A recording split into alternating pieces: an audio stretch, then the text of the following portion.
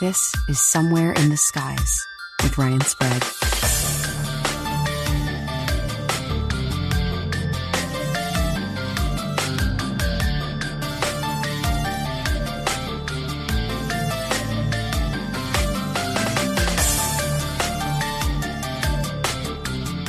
Welcome, everyone, to another episode of Somewhere in the Skies. I am your host, Ryan Sprague, and today we are going to be talking about the number one documentary in the world right now, and that is The Phenomenon. And we're going to be talking to the creator and director of The Phenomenon. You know him in the UFO world. You know him all around television and everything in between, and that is James Fox. James, thank you so much for joining me today, brother. Well, it's about time we got to do this, huh? I know. I feel like I'm the last person on the planet to interview you, but hey, you're seasoned now. We can really let loose, and you can tell me some stuff that you haven't told anyone else. How's that sound? Hopefully, I don't sound like I'm on autopilot. No, I'm definitely here to give you good, new, fresh information on, because there's so much to talk about. I could go on for weeks. I know, man. I know, and that's one of my questions, because I know, after having spoken to you at length while the process of this filming was going on, so much wasn't in the film for the final cut. So we'll get to that. But before we even talk about The Phenomenon, I got to ask you, how does it feel to finally have this done? We have been waiting just as long as you have, but probably even longer, for a film like this to come around in this medium. So yeah, how does it feel, man, to finally have it out there? That's a good question, and I thought that I would feel happier about it. And don't get me wrong, I'm very happy with the film and the end result of the film. But the level of trauma that I experienced in getting this film out, and remember, it was incredibly challenging producing a documentary, especially a documentary on UFOs. Then you're talking about a documentary that deals with alleged close encounters of the third kind. So I had all the worries of associations with very high-level government and military officials that I was terribly concerned were going to pull out the carpet out from under me once they realized they were connected to a film that deals with alleged telepathic communication with beings on the ground in Africa with the students. So I had all that in the back of my mind the whole time. I have to get approval. These guys have to sign. So that was a lot, of course, out of money all the time. And then Corona hit. As soon as the contracts had the ink dried on the contract for the film to be distributed in 1,500 theaters across America, which has been my goal since I was 25 years old, to that stamp of validation of having a documentary on the topic of UFOs in theaters. That was yes. And then COVID hit. So I didn't get that rollout, that red carpet rollout, and sit, quite honestly, in a theater with an audience of people, and you get that sense of completion, and I never got that. And so people think it's funny when I ask them, I really love your movie. Well, hey, I'd love to hear about it. Tell me, what was your favorite part? I never got that. You know what I mean? I never sat in a room and got to see people's reactions of all this hard work. I felt, I know that a lot of people have been deprived of a lot of stuff during these incredibly challenging times. So I don't want to sound like I'm complaining, but I never got that full satisfied moment of looking around a room of an audience of viewers and getting the satisfaction of getting their feedback, their response in real time. So how do I feel?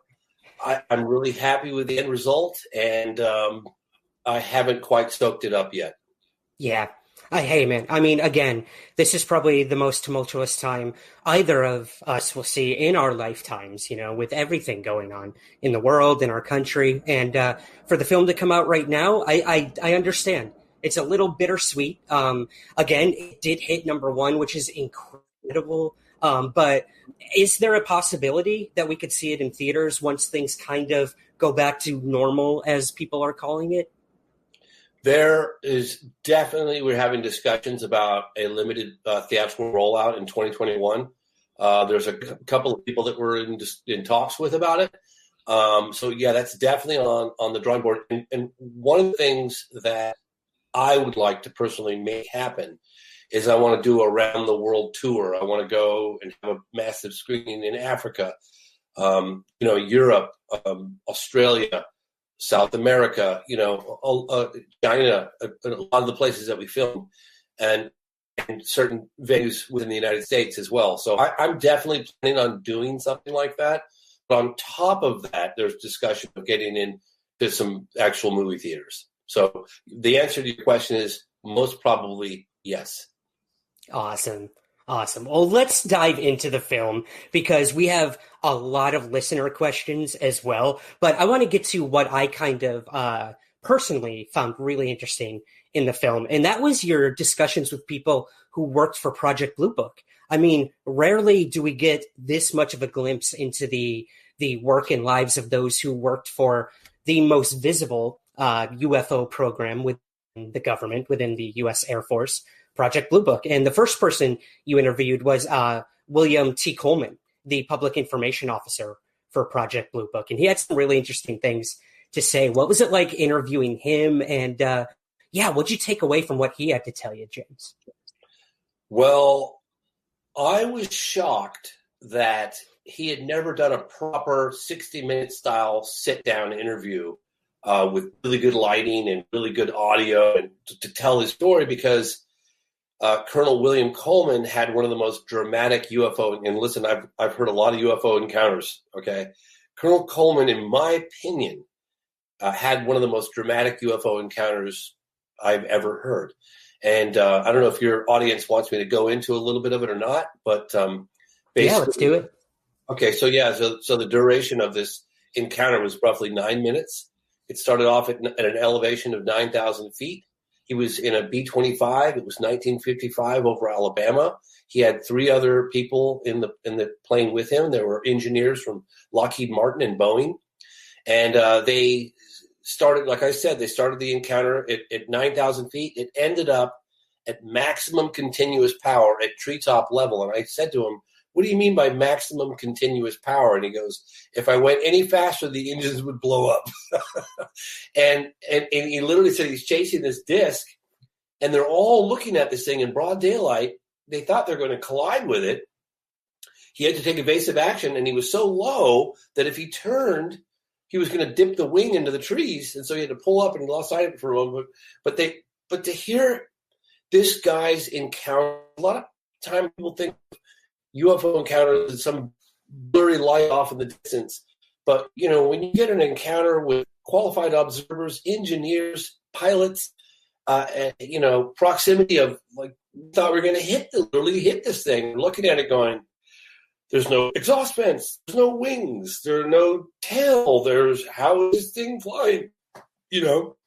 And it was truly spectacular to hear it from the horse's mouth. And then on top of that, to hear him describe that once the Air Force put him as public spokesman for Project Blue Book, which was the investigatory arm of the Air Force for investigating UFOs, what's the first thing he did?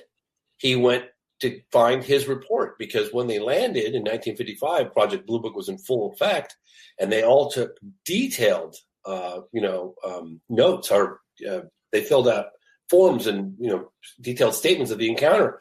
And one of the things that the Project Blue Book people at the time had said, which he shared with us, was that they were shocked at how identical everyone's description of the encounter was. And of course, once he got put in charge, public spokesman for Project Blue Book, first thing he did was went to find his own sighting report, and it wasn't there. Oh, man.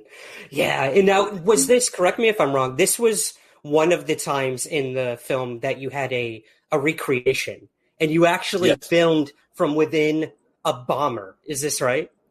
Yes. So it was really funny. Lee Spiegel helped find that bomber. And I knew at the time when I interviewed him in Florida, I turned to my buddy Dave West, who's the cameraman, and we looked at each other and we went, "We're getting a B-25 and we're going to do a recreation, because this is the most incredible encounter I've ever heard. And I want this to be the start of the whole movie. I want it to be sort of the cold open, the James Bond sighting." And when we found a couple of B-25 bombers from World War II era, I think I either called the guy. I'm pretty sure I called him because Lee Spiegel had organized, putting me in touch with these people, as well as Dave West. And I said, hey, guys, if you guys can't fly, I just want to get something out of the way right off the bat here. If you can't fly at treetop maximum speed, then we got to go somewhere else. And this guy goes, yeah, I think we can do that. Oh, man. That's when you got to hire the stunt people, right? It was crazy. I was sitting in the nose cone. I had to crawl through the cylinder, this long, polished cylinder, squeak my way through here, and then I just ended up in this little glass bubble with a gunner, with where the gunner would sit, and just glass between me and certain death. And that was a really weird feeling. It was really exciting and scary and all the rest of it. But what a cool! I don't hear people mention that section of the film as often as I was expecting. But that was a really, really amazing encounter, and I felt that it was a pretty good, within budgetary expectations, recreation. Absolutely. Yeah, it brought so much to the film. And I guess while we're on the subject of Project Blue Book, which is a big part of, I guess, as a playwright, I would say the first act of the play. We'll get to the second act, but maybe the first act of a film. Let's talk about Robert Friend. I mean, probably the most likable person to ever have worked with the U.S. Air Force. I mean, the smile on this guy is so endearing. And you got to interview him, and you were probably one of the last people to ever do that because he unfortunately passed away not too long after you had interviewed him. And he is probably the one person who worked for Blue Book, other than probably Ruppelt, who really, really tried to get to the truth instead of having the Air Force tell them what to tell the public with this Project Blue Book. So what was it like interviewing Robert? And any interesting stories to tell about that experience? Definitely. So I'll start off with Jacques Vallée. And it was such a privilege and an honor to work with Jacques. And Jacques helped us assemble the pieces of the puzzle together historically in a way that, according to historians, has never been done before. Jacques lived a lot of that, so he knew. And Jacques, ironically, his favorite scene in the whole movie, and he loves a lot of it. He loves all of it. But his favorite scene in the whole movie is the smile from Robert Friend when I think he says, we didn't know what they were or something. I said, oh, so you guys closed it because you didn't know what they were? And he looks at me and he goes, or we closed Project Blue Book because we did know. And he gives this sort of smile, and it's like this little ding in his eye. It was awesome. Really powerful scene, really, really a poignant moment. It's so just that look in his eye said so much. And Jacques he was like, that's my favorite part of the movie. I mean, he loves the children at the end too, but Jacques, that part in particular. And there are a handful of people that do comment on that. Not as many as I expected, but yeah, that's a beautiful telling moment in the film. Absolutely. And I think that's what really, really shone through in the film, James, is this isn't surface level. I worked for Blue Book. Yeah, we investigated UFOs. He tried to get to the heart of these people who were dramatically affected by the work they did. Like whether they believed anything was of extraterrestrial origin or not, or multidimensional, whatever they think the source of UFOs are or aren't, it affects them. And I mean, that couldn't be more true than probably my favorite part of the film, and that was the Socorro case. I know this is one of those cases that you've chased for so long. A lot of us have. And man, did you get to the heart of this one. You spoke to his wife, Lonnie Zamora. So I guess for maybe some of our listeners who aren't aware of the case, could you maybe just give us the brief rundown of the Socorro case, and then the stuff you found from the National Archives, these letters? Yeah, please enlighten us on this entire event. This is funny because this happened in 1964, April 24th, at roughly 5 p.m. in Socorro, New Mexico, which is about 44 miles away from Trinity site, where they detonated the first atomic bomb in 1945. So you've got a police officer, Lonnie Zamora, who witnesses a strange object in the sky, sort of a flash that catches his eye when he's in hot pursuit of a speeding vehicle. It's a Friday. He discontinues his pursuit of the speeding vehicle and goes to investigate what this potential light explosion or whatever it was. He thought there was a dynamite shack up in the hill. He thought, well, maybe the dynamite shack started off. He didn't know. And he came across an object in an arroyo that he initially was like, is that a car? Did it roll off down into the ravine? And like, are those two children? Like, what am I looking at? He slowly come to the realization that he's looking at something otherworldly. It's an egg-shaped craft, and there were two beings, small, diminutive figures in white suits, standing and sort of walking around the bottom of this egg-shaped craft. He got eye contact with one of them. He was still sitting in his car, and he was a couple hundred yards away. And he was leaning out the window with the car stopped, and he's looking at him. And one of them, look, I sat down with his wife, and she had an article that no one has ever seen that says he was actually calling out to see if they were okay, and that one of them turned and looked him in the eye. But that we don't know that for sure. But what we do know for sure is that one of the beings turned and looked him right in the eye. Lonnie then drove his car a little further around this little bend to get a closer look, and he got within 50 feet of the landed UFO. And as his car pulled up, he heard a big thump sound. He said it reminded him of a tank hatch closing. He was in the military, and he didn't see the beings anymore.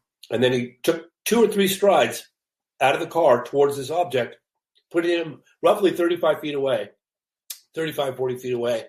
And it suddenly made a loud noise, and a blue flame, and this is very important, this blue flame came out the bottom of this egg, and it went in the ground like a knife through warm butter. It didn't stir up the dust and rocks like a propulsion, conventional propulsion rocket would do. It went into the ground, like without disturbing the ground, a blue flame. And the object lifted up, making a loud noise till it got to about 20 feet off the ground, at which point it went completely silent and the blue flame was gone. And then it just sat there motionless. He said you could hear a pin drop. It had a symbol on the side of it, which I'll get into detail on that in a second. And then it flew off to, I think it was the southwest, over a place called Magdalena. In any case, first police officer get on the scene. The prints in the ground from the landing gear. There were prints from the footprints of the two beings, exactly where Lonnie had said he'd seen them, corresponding to that. There were burn marks, and the plants are still smoldering from the propulsion, whatever this thing was. And there were military officers on the scene within an hour, Richard T. Holder. They documented the entire landing site. They roped the area off. And it's considered the most credible, well-documented close encounter of the third kind in U.S. history. And the police officer, Lonnie Zamora, everybody believed him. I mean, he was he was rock solid witness. But I investigated the case really, really thoroughly over about a 5-year period.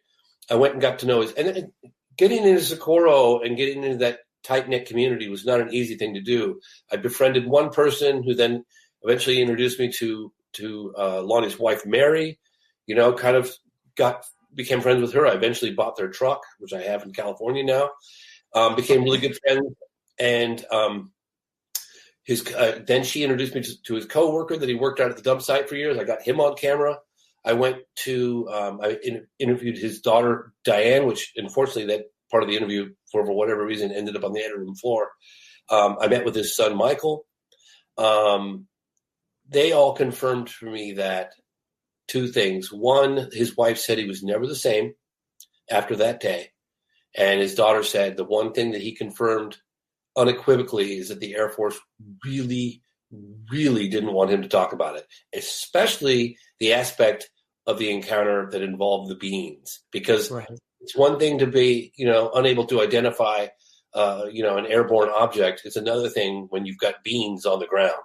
So that aspect of the encounter was really downplayed within the Air Force Project Blue Book files. But when I went to the National Archives with the guy who wrote the book on the case, Ray Stanford, Socorro Saucer and a Pentagon Pantry, it's the definitive book on the case. I went and stayed with Ray for like 5 days on the East Coast. It was really funny, and Ray had like the rocks from the landing gear, from the rocks breaking, and the landing gear scraping up against the rocks. He talked about these pieces of metal, shavings that came. I mean, this whole aspect of it didn't end up in the movie. But I said, Ray, we're not very far from the National Archives. Let's go, see what we can find. And he had so much resistance. He was like, James, that's going to be an utter and complete waste of time. Anything that could have been found 50 years ago was already found. And we got this kind of argument. I was like, well, that kind of, attitude, nothing is going to be found. I said, well, I'm going. And he said, fine, you go. We got kind of an argument. And I stomped out of his house. I jumped in my rent-a-car. And I started to back out of the driveway. And I see his face look out the curtains from the kitchen or from the living room, and he kind of peers out. And he looks at me and he gives me this like, just hold up, just wait a minute. So he comes out and he goes, okay, I'll come with you, but I'm taking my own car because after 10 or 15 minutes, I'll be thoroughly, just done with the whole prospect of finding anything. I said, fine. So he jumped in his car, I jumped in my car, and off we went. Well, without boring your audience to death with the details, suffice to say, we eventually get the manager, and we're like, look, we've been on this floor, we've been on that floor, we get the microfilms. This guy right here, Ray Stanford, was at this landing site, was at this location, investigated personally this case, and we know there's a lot of documentation that's just simply not in the microfilm files, and we're not finding it. And he goes, okay, I'll tell you what, you guys go get some lunch. Let me see what I can do about this. Come back in 20 minutes. Or half an hour, what it was. So Ray and I kind of looked at each other. We're like, okay, this is kind of exciting. So off we go. We have some lunch. We come back. Out this man comes with a cart on wheels, all these folders, all original Project Blue Book folders, okay? Not microfilms, not copies, all originals. Wow. When this cart rolled out, there was a golden glow around it. I mean, I'm not kidding you. It was like, oh, and it comes out, and Ray and I looked at each other. We were like giddy as kids on Christmas morning. Like, we couldn't believe it. And Ray looked at me, and I looked at him, and we both were like, oh, my God, I can't believe this is happening. So we, go back. We get this whole thing, and we're like, oh, my God. We're like, taking this out. And they're like, okay, well, you got to put some gloves on, and you got to sit down, and you got to take one paper out and put a placement holder in. We're like, geez, it's going to take forever. Got to walk that paper over to a printing or make a copy. And we're like, there's got to be a faster way. Well, I had gone back and I was thinking to myself, well, hell, we got the originals. I'm going to go back to 1952 and see what I got at Project Blue Book. So I went back to the desk and I said, hey, we loved, if you wouldn't mind terribly, we'd love the Project Blue Book files from 1952. Because I was like, what the hell are we going to uncover from the 1952 sighting? Statements from the pilots? Like, come on. So she goes, actually, we kind of made a mistake. We weren't supposed to give the originals, but since you have them, you guys can have them until we close. I said, well, okay, well, I'll take what we can get. I said, well, is there a faster way to do this? She's like, well, you can go get your own flatbed scanner and you can bring it to, So I said, Ray, wait here. I went off to an Office Depot. I got myself a big glass flatbed scanner. Boom. Set that thing up. We were like a well-lubed machine, man. We're going through there. All of a sudden I look over, and we've been there for like 5 hours, right? We were going to go there till the sun was down, till they were locking us out. I look over at Ray, and Ray is holding this document. He's sitting right next to me. He's holding this document, and he's got a tear in his eye, and he goes, I found it. I found it. I said, what, Ray, what? He goes, oh, my God, it's in Dr. Hynek's own handwriting. He goes, the symbol that has been a point of contention for all these decades. For 50 years, he's been telling people have been telling him he's full of doggy doo. What had happened was the initial symbol that was seen on the side of the craft that was rather large in red, and remember, Lonnie came within 35 to 40 feet from this object that was sitting on the ground, okay? He saw this thing really well. Well, when the first military officer got on the scene, Richard T. Holder, he was like, look, we got to change, we got to obfuscate, we got to change this symbol and say it's something else so we can immediately identify any hoaxers that are saying, hey, we saw the same thing. They would know immediately it was a hoax. So they went from the symbol, the real symbol was an inverted V. I don't know why they don't just say an A, but it was an inverted V, okay, like this, with a line here, and one line at the top. That was the original. So it's like this with lines, 2 lines here, and then one across the top, right? So, and Ray's been saying this for decades, for 50 years he's been saying this, and no one's really believing him. There's all this controversy swirling. Even Kevin Randall wrote his book and didn't put the real symbol in, and I had a kind of an issue about that. But in any case, we found it. And not only did we find it in Dr. Hynek's own handwriting, and he didn't describe the symbol, he actually drew it. So, wow. yeah, I know. It was a huge find, a huge big deal. And that document didn't even end up in the movie. Can you believe that? I know. It's unbelievable. People go, I know. Believe me, I know. But I'm telling you, we had a screening of the film multiple times. And the last screening I had of the movie, dude, I spent a month in China. I went to South America investigating the Varginha landing crash case from 1996, which is largely considered the Roswell of Brazil. I couldn't get it all into one movie. I just simply couldn't do it. And so we had a last screening of about 200, maybe 170 to 200 people in a theater. When we had a rough cut with my voice, Peter Coyote hadn't laid his tracks yet. And I can tell I'm the director, man. I look around, I know when people are losing interest. And after the 2-hour mark, people were kind of looking at their watches and adjusting their seats. Some people were going to the bathroom. I was like, I got to cut this. I got to cut this stuff down. And so we were brutal about it. And there were times, in the edit room, I'm not kidding you. One time in particular, I had a whole block of stuff in the timeline. If you know, I had an editor and software works. You got a timeline, you got your video clips, your audio clips, things of that, your special effects, filters, whatnot. And you have multiple backups of the timeline. But there was one section of the timelines, big, it must have represented 2 years of work, maybe 2.5 years of work. And I had to close my eyes and delete it. And it was literally like a gut punch. Of course, nobody misses it because they don't know what was in there. But for me, knowing what we're into getting all that stuff, it was literally when I hit the delete button, I went, it was a physical, But we had to do what's called killing your darlings. And, the film had to have a flow. It had to continue, we did what we had to do. And so a lot I get of it, man. I was going to say, I'm a playwright, and that was one of the first things we learned in my playwriting courses. Instead of kill your darlings, my professor said kill your babies, which was a little controversial, but it's true, man. It's not easy. It's not easy to work so hard to spend all that time on something and know that you can't make a 5-hour film. That would be a series, which we'll get to. I know there's maybe some inklings of something like that, but dude, I get it. Varginha is one of the most amazing cases. I know how much you hold that one close, so that had to be really hard. I understand. Oh my God. I was knocking on doors in the town of Varginha, going to the town square, following leads. I'm telling you, man, you have no idea how hard I worked in Varginha. And I remember this sound guy from Sao Paulo, pronounce it right. And he's looking at me like I'm this crazy American investigator. It's what do? You can't just knock on people. You out of your mind? You can't just ask random strangers in the street. I was like, I did, and I got results. And I'll never forget when we interviewed the sister of the military police officer, Marco Teresi, who died after allegedly handling one of these beans.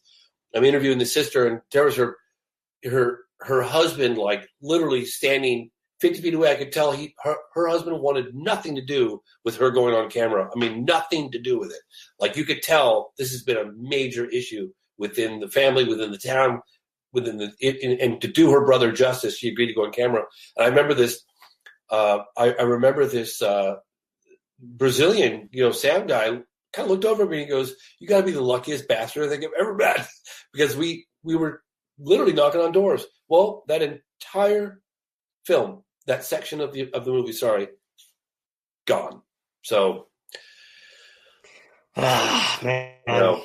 it's hard. It's hard. I know. Well, I guess kind of wrapping up Socorro, there is one more aspect to that I'd love to talk to you about, James. And this actually, came from one of your editors and your producers who told me this little tidbit. If you're willing to talk to us about it, these letters that were written to Lonnie Yeah. Zamora at the time. First of all, Yeah. I mean, like you mentioned earlier, this event was not a positive aftermath for this guy. It went in his career, his reputation. Was not a career enhancing move. Exactly. And I mean, there were two times in the film that I actually cried, and that was one of them. When I heard in his own voice say, "This like ruined my life," that hit me. And then there's another part which we'll get to that made me blubber a little. But the letters, all these letters were written to him, and supposedly he didn't write anyone back, but there was one letter that he did write a response to, and you were able to locate that. Is that something you're willing to tell us here on the air? So let's see, how can I phrase this without going beyond my comfort zone here? I interviewed Lonnie's coworker at the dump. I think they worked together for 30 years. I'd have to look at that to know for sure. And it was very, very difficult to get this guy to go on camera. I mean, extremely difficult. I mean, it took like locals really working this guy. And he finally agreed. And we had no idea, honestly, what he was going to reveal on camera. Of course, that interview didn't end up in the movie either. Unbelievable. And he has since died. So has Mary has died. I'm not sure if the local sheriff that I interviewed has died yet or not, but I interviewed him in the ICU. That ended up on the room floor. But anyway, we basically learned that there was possibly some evidence that could still be in Lonnie's house. In lieu of calling, I went there physically and I talked to his wife, Mary, and shared with her the news that I had. And then I offered to rent her house for a couple of weeks and basically turned it upside down, which I did. And if I told your audience the lengths of which I went to find said evidence, we'd be here all night. But suffice to say, I do not give up easily. Okay, I turned that place upside down.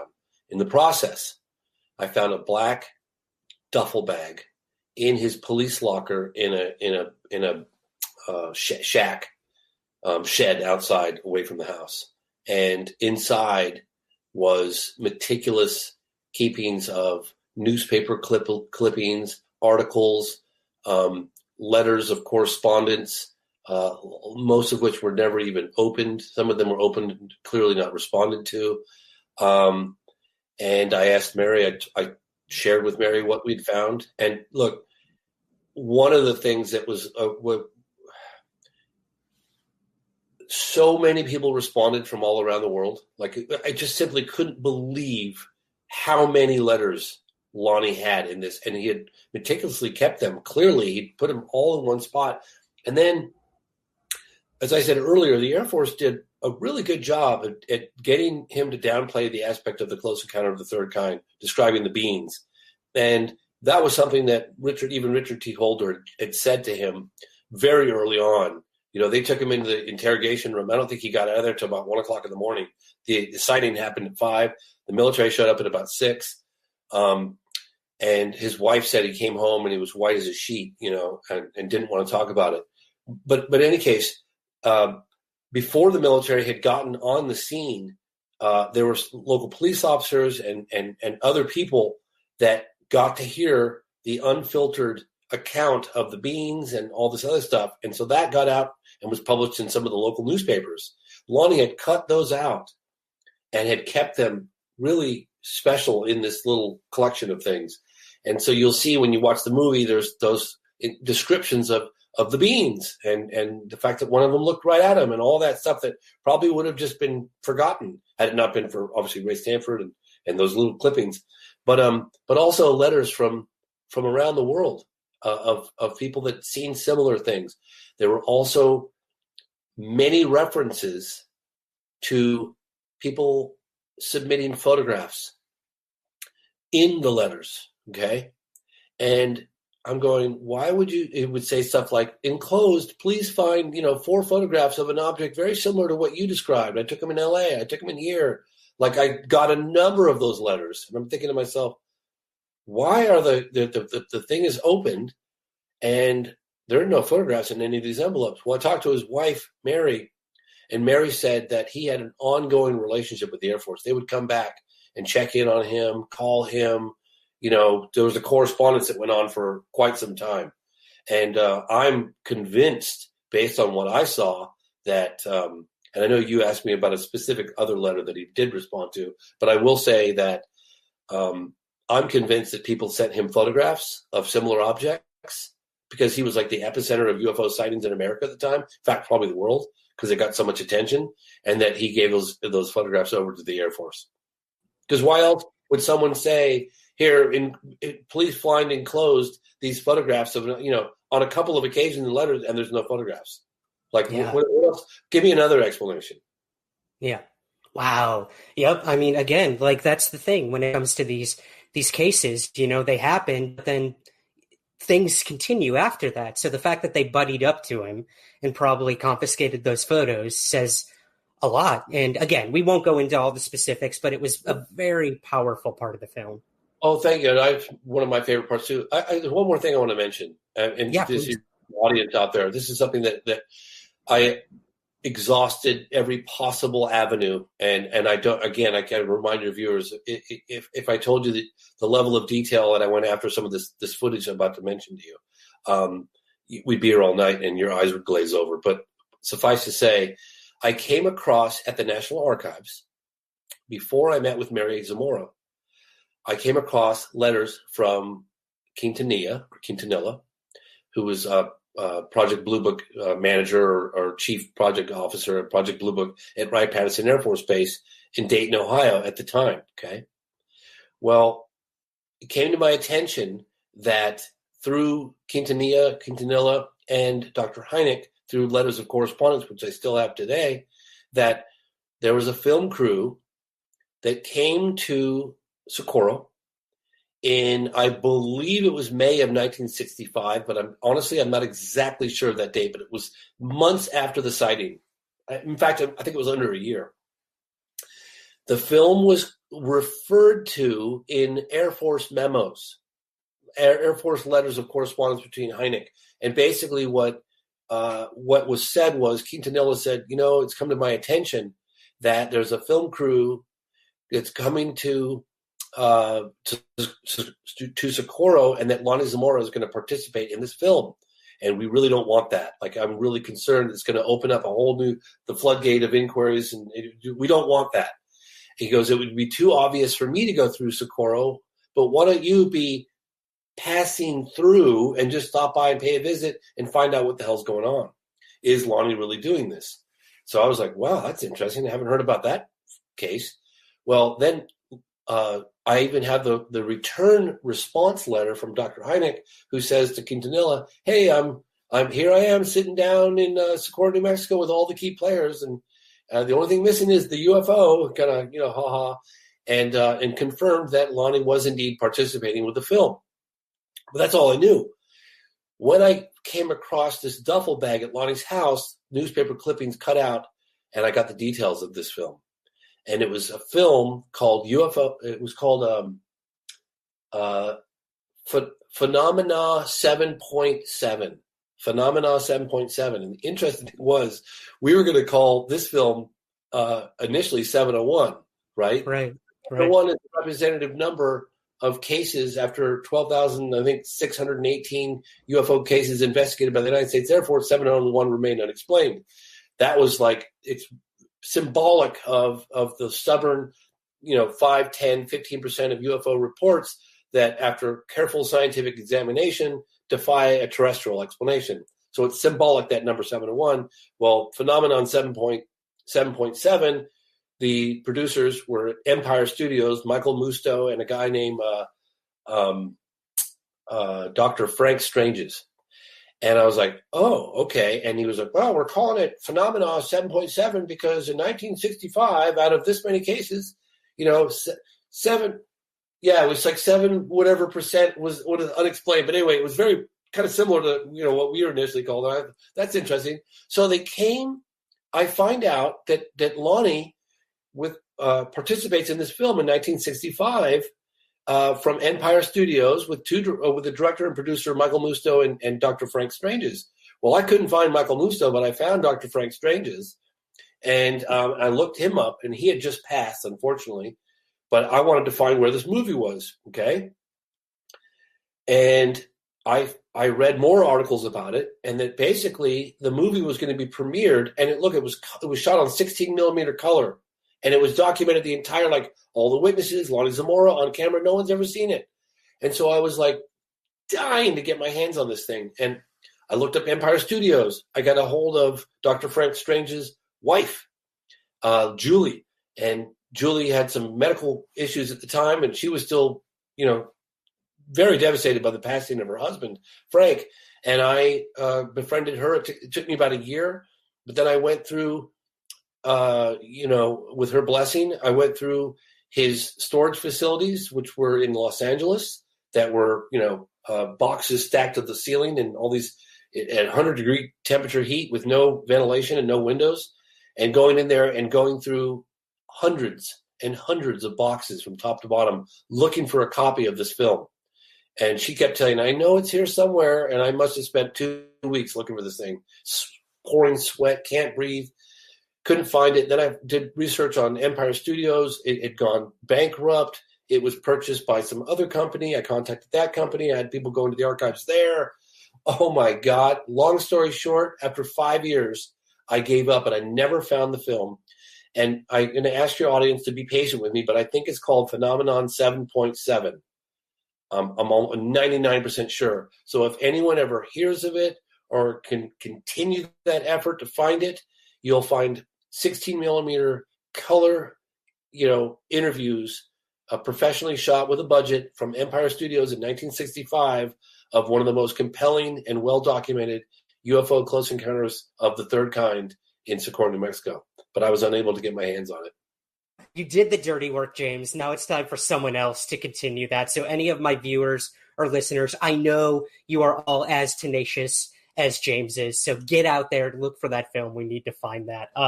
Well, okay. So kind of moving to the second act of the film, James, because I do want to get to some awesome listener questions with you. This is what I have sort of coined BNYT and ANYT, before New York Times, after New York Times, which seems to be kind of the, you know, the cusp of UFO disclosure. I hate using that word. I know you do too. But let's talk about that part of the film, the people you interviewed about this story that broke in 2017, exploded all over the world. And you were able to get access to a lot of people who a lot of journalists have not. And a very few, I should say. That was Senator Harry Reid, Chris Mellon. Tell me all about this journey in the film, because this is where it really, really picked up for a lot of, I would say, probably the younger people out there who watched the film, because this was more modern for them instead of the history lesson of Project Blue Book. Tell us all about what you found and what they had to say. Okay, so one thing I'd like to say, establish right out the gate here, is that I understand that, you know, the first part of the film is a sort of history lesson. I went to great lengths to find never before seen archival footage, newsreel footage, stuff that the world has never seen. And I did it because, and it'll be the last time I ever do it, the first half of the film is done. So the second half of the film is to be taken seriously, to be put into context. Because if I succeeded with my goal, and quite honestly, it's been a goal that I've had for 26 years, and that is to create the seminal feature-length documentary film on the topic of UFOs that can transcend the whole UFO community and penetrate a much broader global audience that has very little information on this very important topic, in my opinion, than Roswell and Area 51. So that is why I spent as much time as I did on the first half of the film. I had to put what occurs in the second half in context. I had to walk the audience through like the history of the phenomenon, the modern day history of the phenomenon in terms of, the evolution of policy within the Air Force and how they were trying to deal with this problem. And that was why I did that. And I've read I try not to read reviews, but people are the same old history. It's like, well, I can't change the fact. The history is the history. Okay. We focus on some of the more poignant moments of that historical record. And we do so in a way with new, fresh archival material. I know that because I've had even Richard Dolan go, "Where did you find that?" Oh yeah. Yeah. Right, so, James. And let me be clear. I'm a no, when I say like history lesson, I mean that in the best of ways, because I have been investigating and researching this topic since I was 13 years old. And that first half of the film, I learned so much that I never knew. So yeah, please, anyone who's, writing reviews saying, I knew all this. No, you didn't. You did not know about a lot of these things that you were able to find. So yeah, let's be clear. Yeah, it was needed. I had to do it. I just had to, because like I said, they're not going to look. I know my reaction when I heard about the Rua case in the 90s, when I was doing a film on UFOs in the 90s, 3 years after that case happened, 1997, I'm trying to get an interview with Steven Spielberg, just naive enough at the time to think I could pull it off. And Steven said, through our mutual friend Janet Yang, hey, I'm going to go ahead and not meet with you, but I do want you to know there's this case that you should look into since you're doing a UFO film. And it's a landing and a reported close encounter of the third kind. It took place in broad daylight at a school in Africa. I'm thinking to myself, yeah, right. How could that happen and the whole world not know about it? So I knew what I was up against. If I wasn't going to believe it, to the point where I wouldn't even look into it, there's no way the general public could have believed that ever happened. So I had to set the film up, and jokingly, we had this mantra in the edit studio: where are we going? Road to Rua.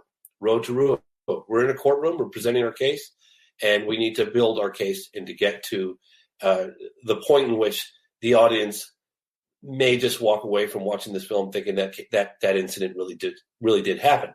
Now, probably about 4.5 years into production, the New York Times story breaks.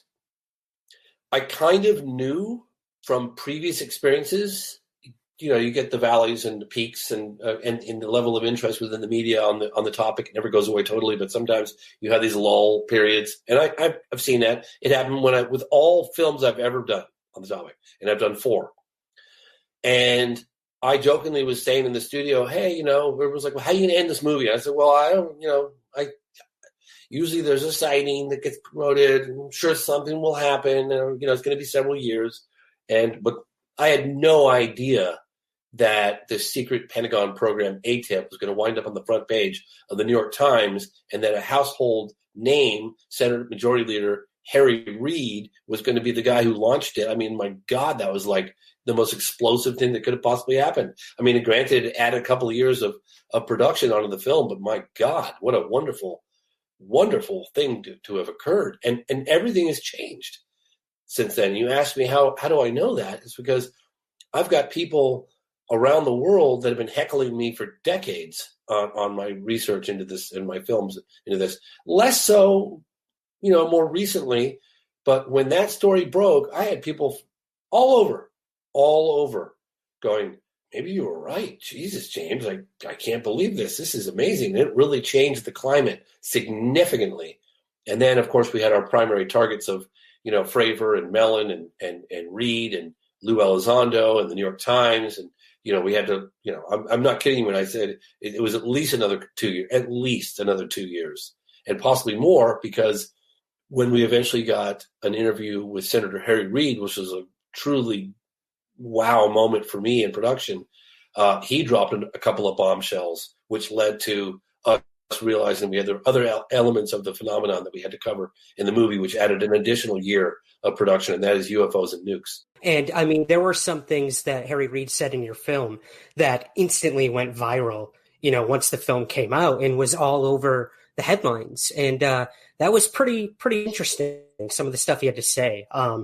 So I guess kind of wrapping up that part, James, the UFOs and nukes. This is a very alarming topic within ufology that doesn't get the credit that it deserves. And I think people like Robert Hastings and Salas and individuals like this coming forward and giving their testimony, hundreds of cases. I mean, you compiled so many of these. And one of my favorite parts was the part that you had with Map the World and how many nukes have been detonated. I won't say anything else, but it gave me chills, man.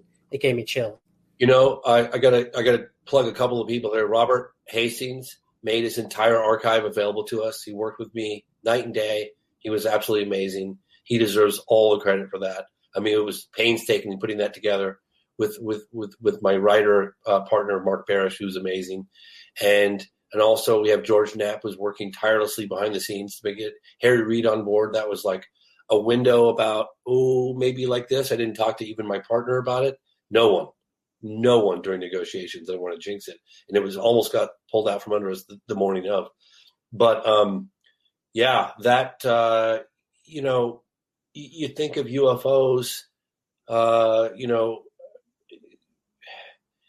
then you hear about interacting with our nukes and penetrating extremely sensitive nuclear weapons facilities and shutting them off. Yeah. In some cases, turning them on.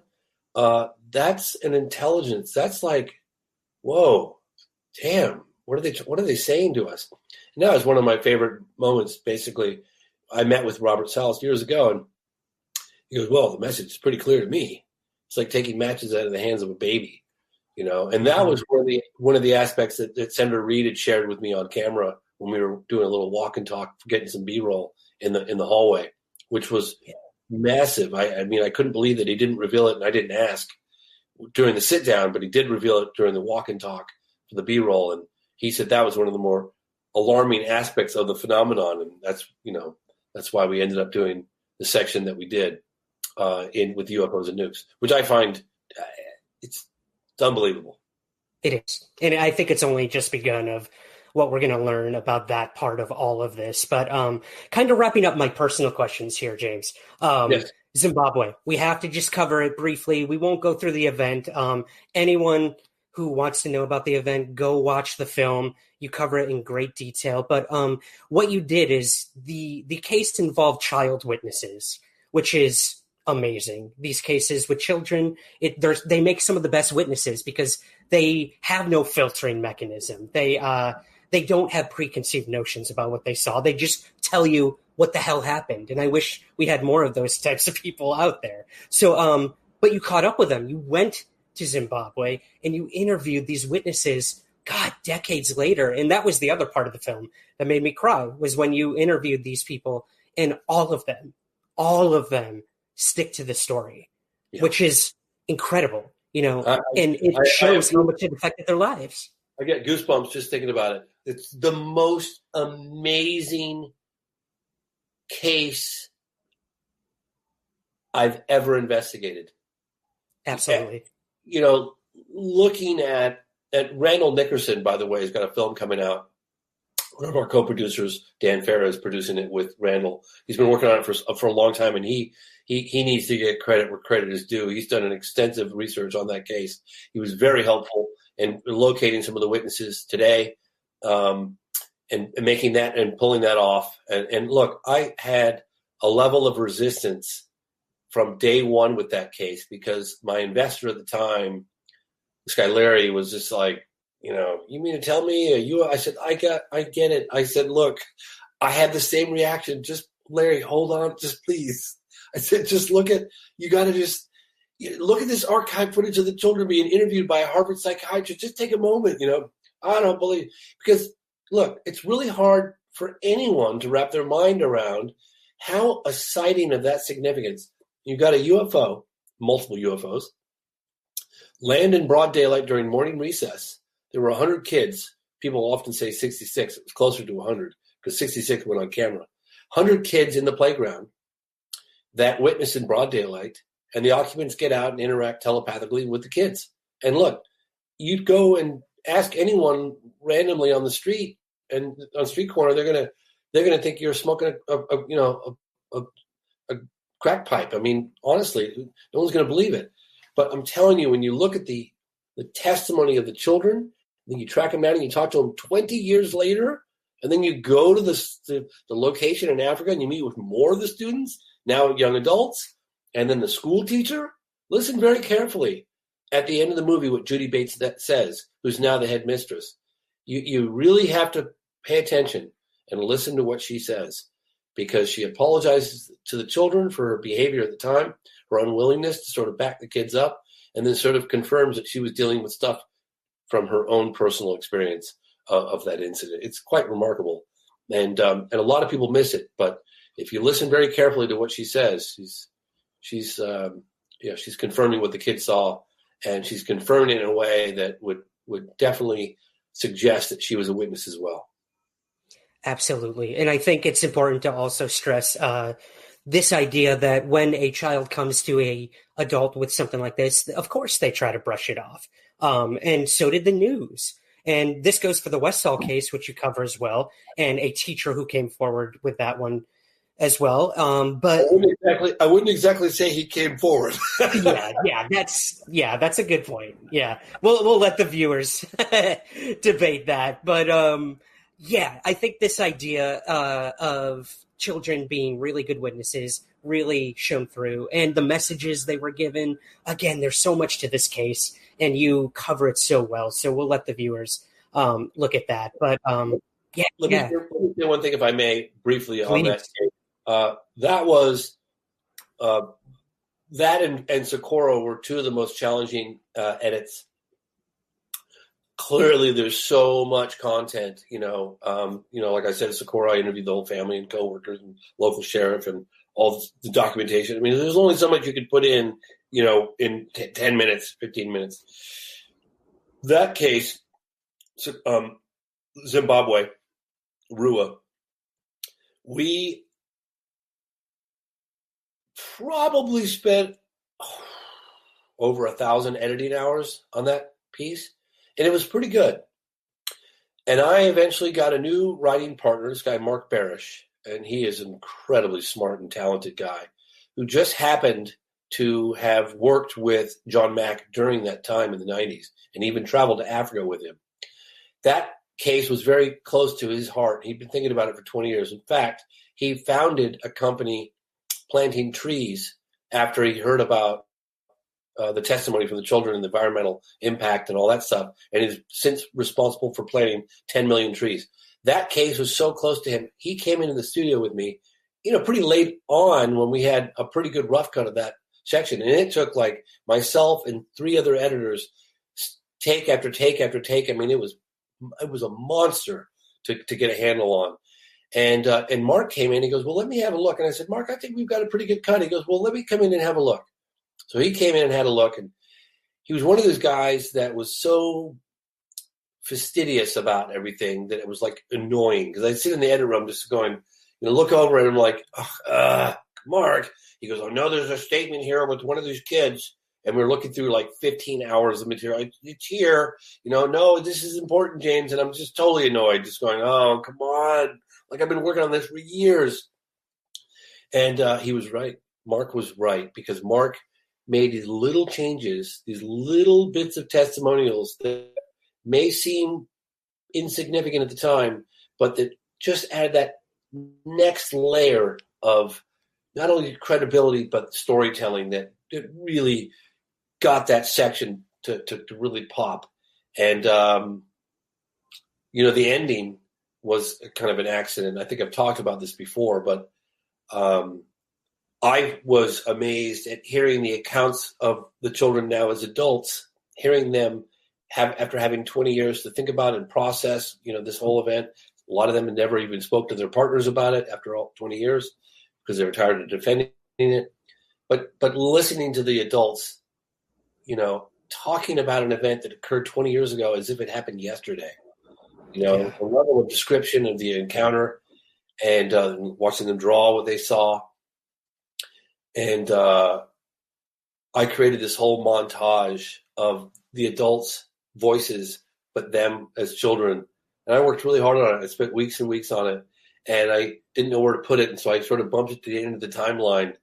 And I don't know if you've heard this or not, but I was like, I like this. I like where this is going. Because sometimes when you're in the edit studio, you just try things out. Like, do I like this? Does this work? This might work. And like a lot of times you scrap something, but you don't know. You have to explore and go down that rabbit hole. And I did. And I was liking the direction it was going. You looking at the children's faces, but you're hearing them as adults talking about the impact and the effect it was having on their emotions and all this stuff, and the adults not believing them and not even offering them support and extracting all this information out of them without actually giving them therapy and like helping them understand like what had just happened. And it was really great little moment. I took that chunk and I put it at the end of the timeline, and I said, I'll revisit that in a few months. Well, during that period, I inadvertently, totally accidentally deleted the audio of all that hard work I'd done. I mean, we're talking like weeks gone. And I was like, oh my God, I can't believe I did that. I was like, I don't know if I have the courage to try to do that again. I was like, And the player head one day just kept going because I forgot to hit the space bar, which stops the player head in the timeline. And it plays over the children's faces that I'd edited with no sound. And there was like some soundtrack, there was music playing, but no interviews, no them talking, just the faces, music. And I went, oh my gosh, wow, that's powerful. Just, they say an expression is worth 1,000 words. Boy, all the expressions of those children's faces right after the incident was the most powerful thing I'd ever seen. Yeah. And I knew right then and there, I was like, this film's ending with the children. That's it. And exactly, man. Well, and I think that's what this film is about. I mean, it ends with the next generation always. This message of this is what happened then, this is what happens now. Whatever these intelligence are that presumably visited these children, or what message they wanted to convey, they did it to the children for a reason. And I think that's really stressed in what the kids, now adults, have done with their lives. I mean, you showed what these people did with their lives after saying that this event affected them moving forward. Social workers, environmentalists, civil rights lawyers. It's incredible to see that these children went on to do amazing things and attribute it to this event. That's what really kind of tugged at my heartstrings, because me, man, I'm all about the aftermath of an event and how it affects people. So I'm so happy you ended the film that way. Isn't it just like, I mean, it's funny. I have not watched the film since I completed it. I have not watched it. I needed to step away from it, but I say this to your audience, like when you eventually, if you rent the film or if you buy it, if you do decide to purchase it, you got to get it on iTunes or Vimeo, because you get 3 hours of bonus material for the same price. Other platforms, unfortunately, just didn't offer that. When you watch it, do yourselves a favor and watch it with good speakers, because we were going to be in movie theaters, and movie theaters recommended that I did a 5.1 Dolby surround mix. Well, that requires a sound engineer. Sorry, I got something in my eye. That requires a sound engineer and weeks of really hard and expensive work. Like, geez, But I tell you, people told me, James, you don't understand how important this is. You really need to go the extra mile. And I literally went to the bank. I took out a loan to do this last bit. And I think it took the guy the better part of 6 weeks, maybe 8 weeks, something like that. And he's like, okay, we're ready for you. And we'd send him the files for all the Peter Coyote interview and all that stuff.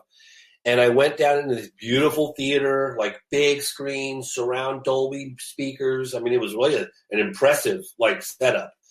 And we watched the damn movie. And I felt like I was watching my movie for the first time all by myself. And I haven't seen it since.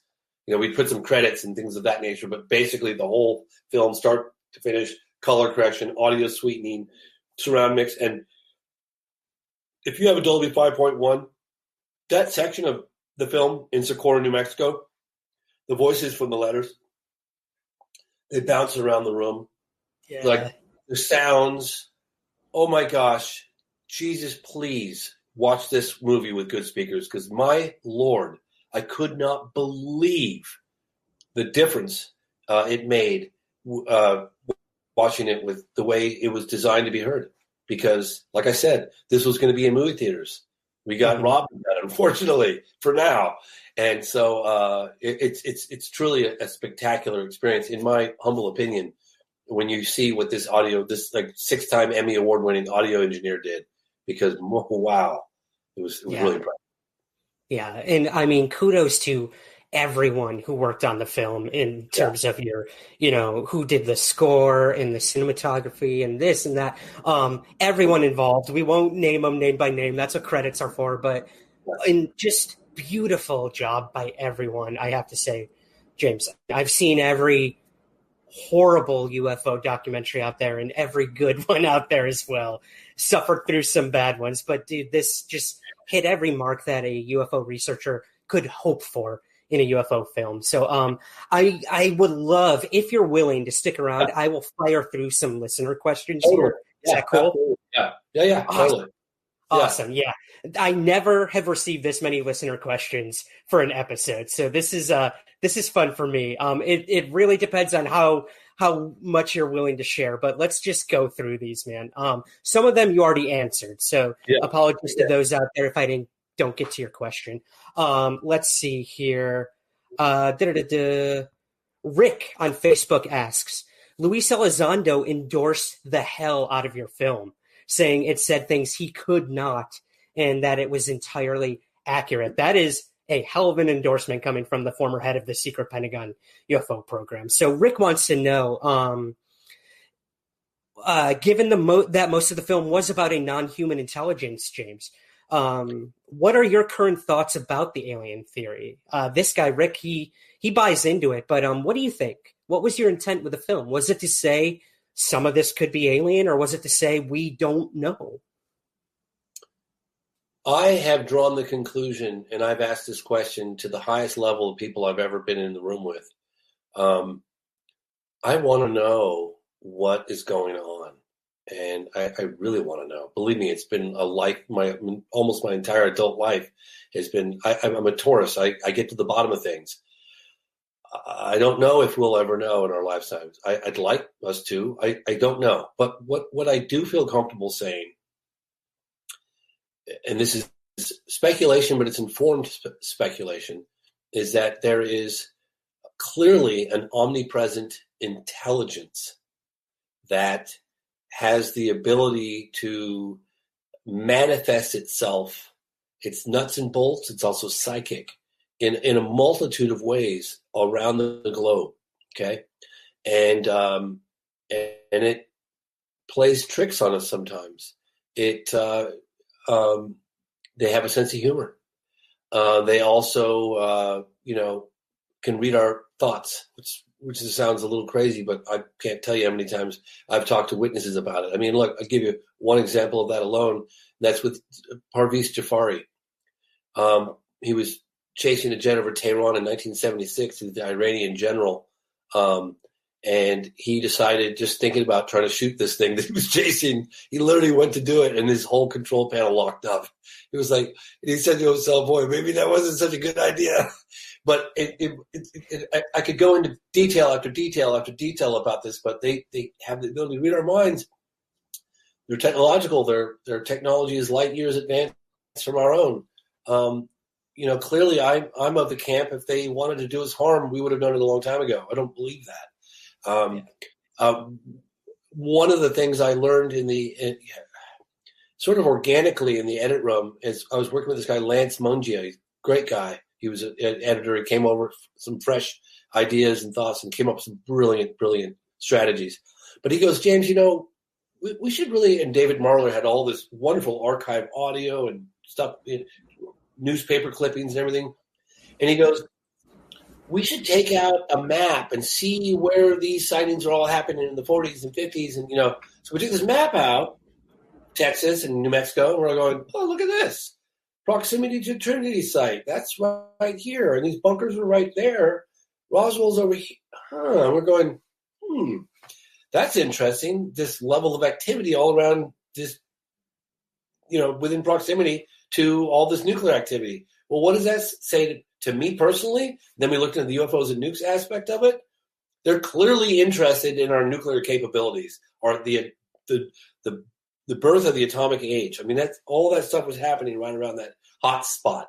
And we made that correlation. Of course, we read about it, but to actually like be in the interim going, looking on the map and putting pins in going, there's got to be a correlation here, And so maybe it's a parallel universe, or maybe it's, another intelligence that's paralleling ours that, Yeah, possibilities are endless, man. Us from the future, Be all of the above. I don't know, but they definitely, I feel very comfortable to say they clearly have an interest in our atomic and nuclear capabilities. No question about it. Yeah, tell me about it. Yeah. Well, okay. So Craig on Twitter asks, James, have you gotten any feedback from those in government who've seen the film? And if so, is there anything you could share with us? Anyone, top brass or anything reach out to you after the film came out? Yes. So I know my understanding is that both Biden and the Trump campaign got either a briefing or a copy of the film. I know that it's been making the rounds at the Pentagon because we got a call from a former CIA guy who confirmed that was happening, some of which were happy about the fact that the film was coming out and some of them were not because obviously, we deal with Roswell, the potential crash of an alien spaceship. And I think they'd rather that just like disappear and, because it's like one thing to talk about unidentified flying objects around, buzzing around the skies. There's another one to say we've actually recovered one of these things. Yeah. So wow. Pretty clear indication that there's been a level of interest in the White House and among different camps in the Pentagon for sure. And look, this is not a quick flash in the pan journey we're on here, getting the film out. This is going to be probably the better part of a year process with, different screenings. We're in talks with, different streamers for global platforms. We're not in a hurry. We're putting the film out and we're going to get it out to the whole world. And that process is going to take the better part of 2 years. I'm sorry, a year. Excuse me. Yeah. Hey, slow and steady race, man. Every time. All right. Well, our resident quantum physicist, Deep, he asks, beyond isotopic ratios in relation to the samples that Gary Nolan and Jacques Vallée were in possession of, James, and had tested, was there anything else anomalous about the samples, to your knowledge, that Jacques Vallée is in possession of? So what ended up in the film is what got the teeth pulled out of it at the end because of a couple things. One, Jacques is very cautious of not making any concrete assertions without peer review, as well as being published in a scientific journal. So I know that Jacques was very, very concerned about maintaining a fairly conservative position.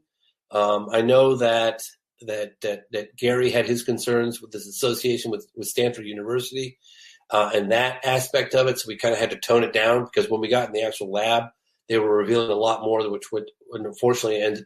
They needed to get approval. It had to kind of get signed off on. And so we kind of toned that level of it down.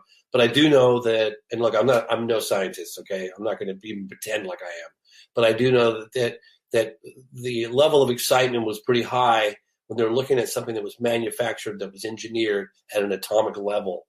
And they didn't know exactly why or how, but that was, Gary felt quite confident that they will find out, and that's going to potentially lead to other breakthrough technology and this sort of thing. So that's about as far as I can go on that.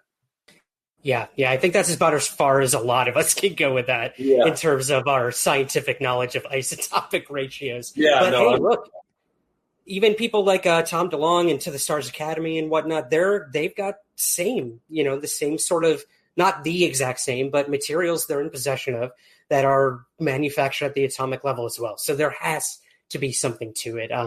Only time will tell. But Luis on Twitter asks, James, you dived into CE3 cases in the Phenomenon film, and I was wondering if you will continue reporting and investigating credible close encounter of the third kind or more cases in the future. And she also asks, and this is probably the most popular question, one of two most popular questions, has Joe Rogan contacted you yet? Okay, so let's get the first part of it. Is the answer to that is yes, I will. I'm never going to do another history section. We've done it. Moving on. Okay, so now, like for instance, the Varginha case. I'm clearly going to do something with that. We're in talks with major streamers about a miniseries. No question of that. In terms of people like Joe Rogan, sit tight. Yep. We'll leave it at that. Yeah. Always leaving us with something, James. I love it. Tom on Twitter asks, you've talked in recent interviews about how you have consistently run into reports of UFO witnesses encountering men in black, something that we didn't really talk about in the film or in this discussion. So do you have any theories about the purpose or origin of the men in black? Yeah. What are your thoughts on the MIBs? I didn't believe it. Well, I wouldn't say I didn't believe it because I talked to people dating back to the 90s that I'd heard these reports, and I was just like, I don't know. It's almost like they went over my head. I would hear them, and then it just wouldn't register because I'm thinking to myself, come on, really? Like these guys showed up in suits, like really? Come on. But then I heard another one, and another one, and another one, and 5 years later, another one, and another one, and another one, and another one, and really credible reports of another ones. And finally, I was in South America meeting with the mother of two of the daughters that came face to face as one of these live fiends from that alleged crash in Varginha, Brazil in 1996. And then I'm talking to the mother in her home. Like, I mean, this woman is not trying to sell crazy. And she's just like, yeah. And then these guys in suits came over, and I went, okay, I've heard enough. These guys exist. And sometimes they're menacing, sometimes less so. Sometimes they're there to take whatever evidence. They're from an unknown government agency. I know that I talked about this a little bit with Christopher Mellon because we've been doing a lot of interviews together. And I'm not sure if I went beyond his comfort zone when I started talking about it from my personal experience, from people that I've talked to, witnesses, and I can give accounts until I'm blue in the face. I actually checked in with Christopher Mellon after that last interview that we did together. I was like, oh, I hope it didn't go like beyond your comfort level. I don't want to associate you with me, you know. And he goes, no, you didn't say anything that I was uncomfortable with. And I was like, okay, I just talked about Men in Black. And you seem to be okay with that. But look, I didn't believe it.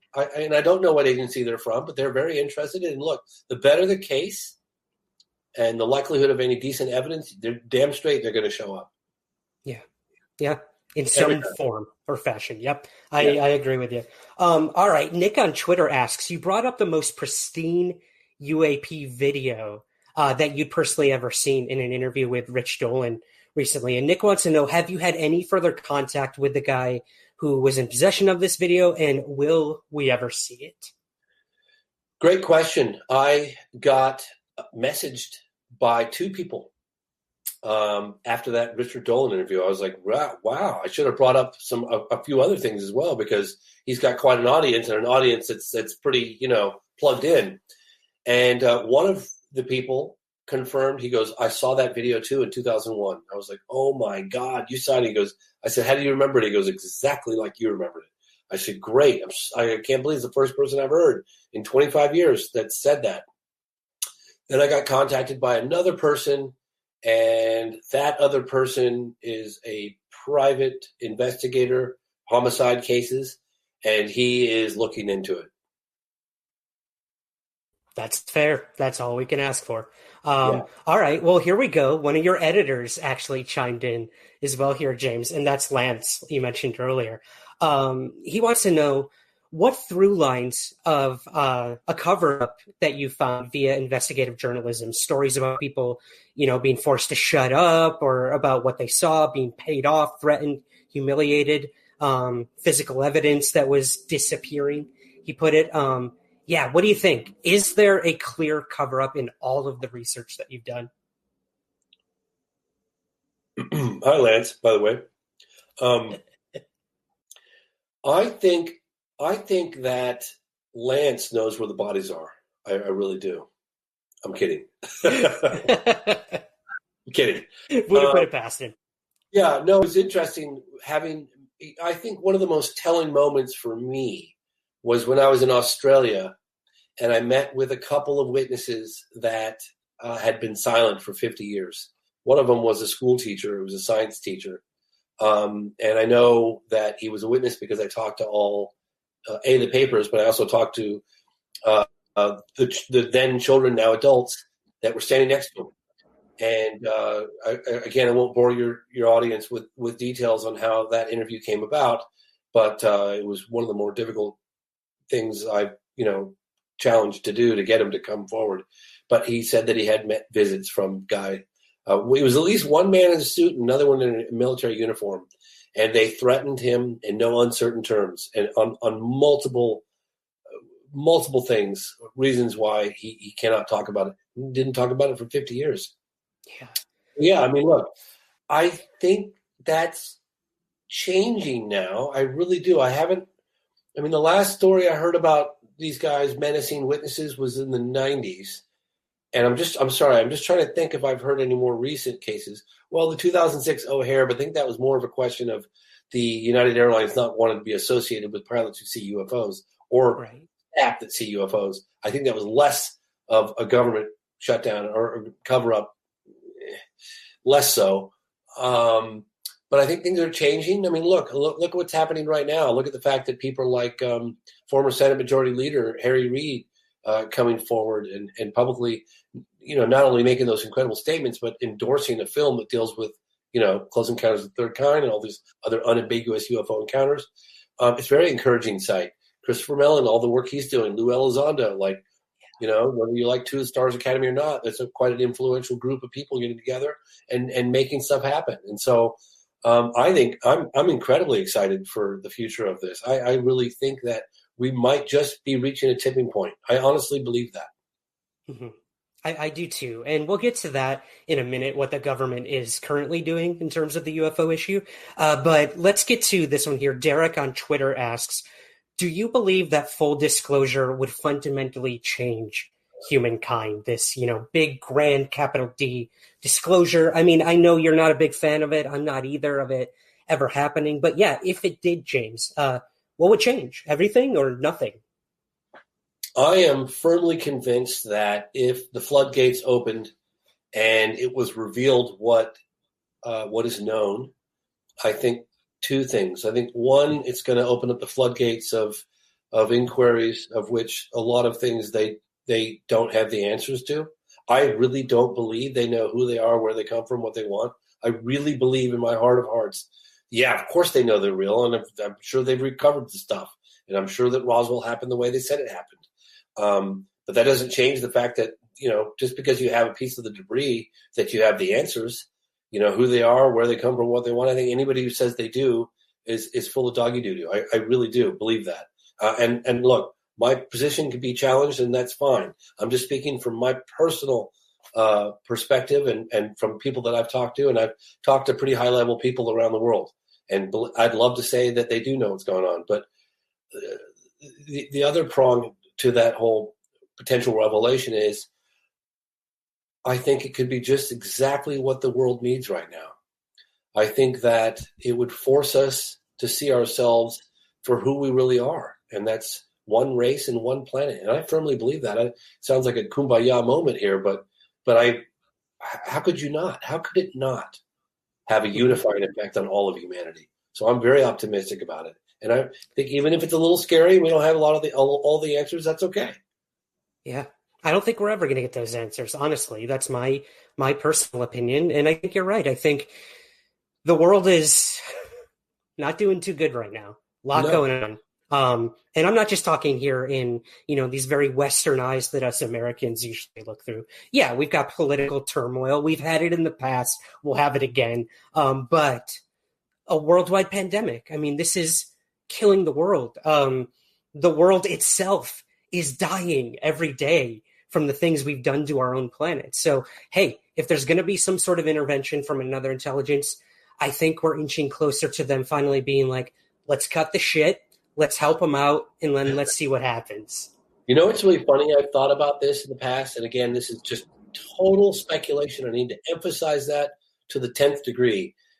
But I've had a thought for some time now that maybe, just maybe, the level of awareness reaches a certain point globally of their existence, their influence, that consciousness gets to a certain level, that might be a tipping point as well for them revealing themselves more openly. Again, total speculation, but I've had that thought on a number of occasions that, maybe they felt we weren't ready. I don't know. Just say it. That's a good point. I truly think we are on the phenomenon's timetable. I really do. I think whatever it is, whatever variables are involved with it, that disclosure is not going to come from the government. It's going to come from each individual seeing a UFO, having a close encounter, having a brush with the paranormal, whatever it is. We're on their timetable. And I think you're right. Once enough people finally acknowledge this, and I think we're getting closer to the work you're doing, the work Tom DeLonge's doing, and all these other people getting involved with this topic, hopefully we'll get to that point where they'll finally make themselves known. But kind of wrapping up the listener questions here, James, this is probably the most important listener question we have, and I don't know if you're going to be willing to answer it, but I'm going to try. Dean Alioto asks, what was your craft service budget for the film?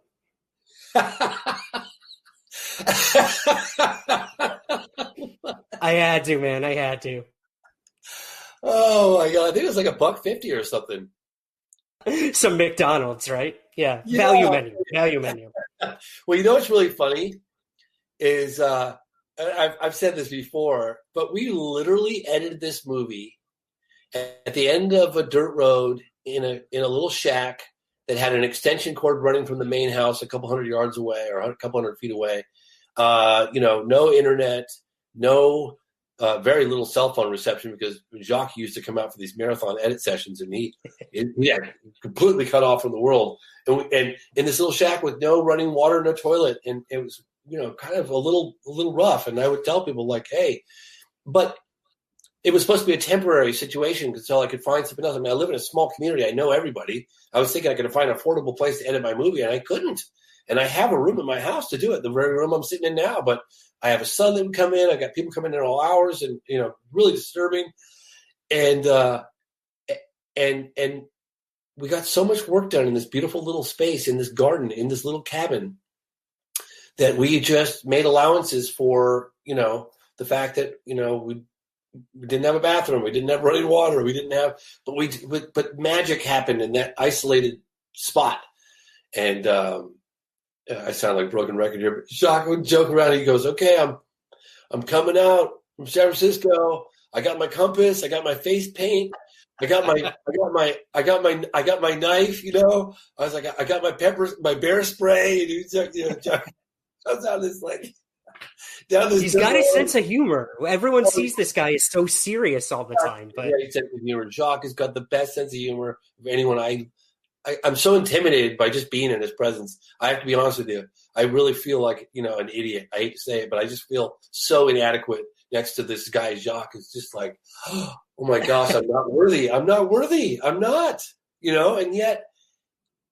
He didn't make me feel stupid. He made me feel like an equal, which I'm not, but he made me feel that way, and he was really humble and such an amazing man. I have so much admiration for him, so much respect for him.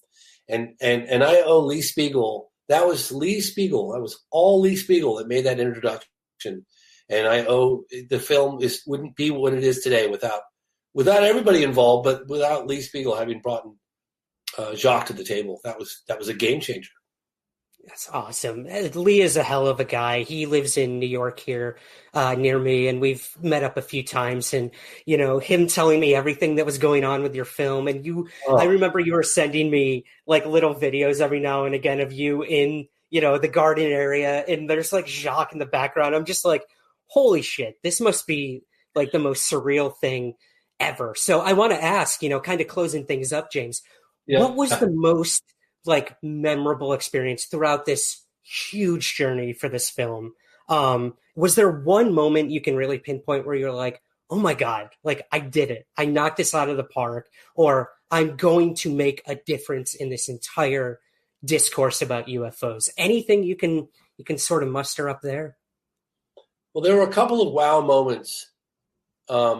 And I've described this before because I was always at a loss of trying to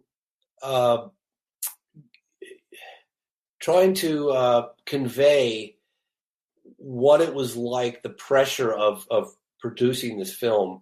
And the best way I find is that I felt like I was in the ring with a monster, and that I was literally just trying to survive the next round.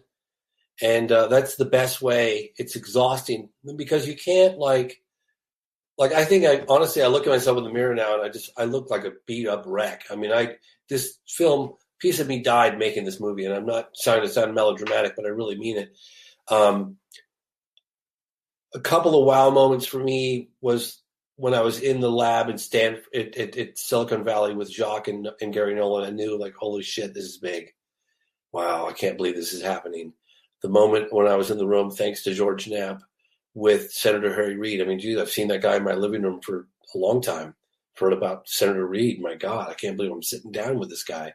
There's a couple of those moments where, and then that increases the pressure because you've got more eyeballs watching, more expectations to deliver a good product. And I'd say it was the final year push where you can't just settle for, oh, this is pretty good. No, you take a section of the movie, and if it doesn't move you profoundly, you rip it all apart and put it back together again. And I can't tell you, we did that with every scene. And then on top of that, when we were really happy, and I remember some people at 1091 were like, oh my God, this film's amazing. And we're like, no, it's not. No, it's not. This film needs another 6 months. And we'd rip it all sections apart, cut 30 minutes out, restructuring thing up to the last minute. Look, we were editing just a couple months ago. We were putting in new changes, Yeah. Yeah, I remember watching a screener like 6 months ago and then watching it again a couple of days ago. And I'm like, oh, there were some significant changes. Yeah, I know. You really went to that last moment before distribution to make it everything you could. Yeah, we really did. And honestly, it's the first. Is it perfect? No, it's not perfect. Am I satisfied? Very. I always have a quiet moment with myself, usually at some point when I'm ready, and I'm not ready yet, but I will. And that is, I will take out some wine or a whiskey by myself and put the headphones on or whatever, crank up the speakers and the stereo, and I'll watch it all by myself. I did it with Out of the Blue. I did it with I Know What I Saw. I did it with 50 Years of Denial. I always do it. When the time is right, I'll do it. And I sit down by myself, and usually a little tear will come down my cheek. Be like, okay, buddy, I can pat myself in the back. Did it. Yeah. Absolutely. And look, yeah, and I gotta say that, and this is really important that I get this across, is that this is honestly the result of so many dedicated people in the field. Well, we dedicated the film to Stanton Friedman, but like the work of Jacques Vallée and Don Schmidt and Kevin Randall, and like I could just go on to David Marler. I mean, the list doesn't end. And the researchers in Australia, and Randall Nickerson in the case in Africa, people, Marco Real in South America. I mean, it just goes on and on. People in China, people in Russia that I met with. I mean, this is the culmination of all of these, the work and dedication of so many researchers in this field. And I would like to tip my hat to each and every one of them, people like yourself. Open minds. I mean, it just goes on and on and on. And this is the culmination of a lot of people's hard work and dedication. And the success of this film is really the success of for all of us. I couldn't put it better myself. We all win when it comes to this film being out. We really do. And I mean, besides being a fan of your work, James, in general, I have to say, like, so many eyes are now on this film, and so many people within the government are watching this film, and it gives us hope. It gives us hope that we have the Senate Intelligence Committee drafting bills about UFOs. We have, a UFO task force being created in the Pentagon, all because of the diligent work being done by independent UFO researchers and organizations. And you're a big part of that. So my last question for you, do you have any hope of the future of UFO studies, maybe from a governmental angle, but if not, yeah. Do you think we're ever going to find out what's going on? I know unequivocally that there's something very big that's imminent, and I know that for a fact.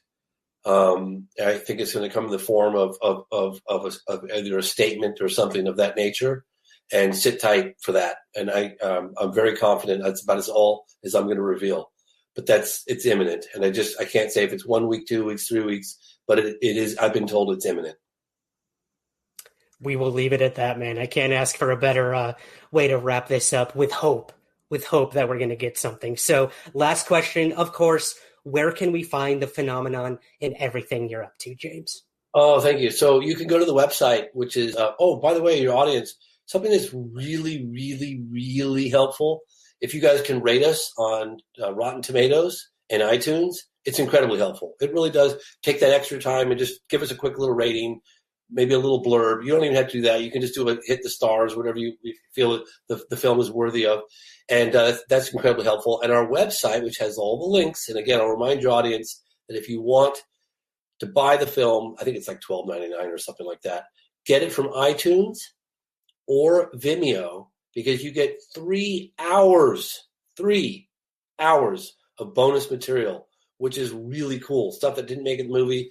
An interview with Story Musgrave, who piloted the space shuttle, incredible epiphanies that he had. Really, really cool stuff. And again, www.thephenomenonfilm.com, www.thephenomenonfilm.com, and that has all the different links where the film's available. Perfect. Oh, I know what I'm doing tonight. 3 more hours of James Fox coming my way with some bourbon for sure. And like you said, Edgar Mitchell and Story Musgrave, like we didn't even touch on the astronaut aspect. So go get that on Vimeo, watch the extra footage. And all I could say, man, is while the world seems like it might be kind of falling apart, it's stuff like this. We're living in the most exciting year of UFOs we've ever had. So if there's any light at the end of the tunnel, I think it's the lights coming from those things above. And I can't wait to see what you do next, what happens with this topic. And I have to thank you for coming on Somewhere in the Skies. Thank you so much for having me on. I really appreciate all that you do as well. So thank you. And thank to your audience for listening to me jabber on for like 2 hours.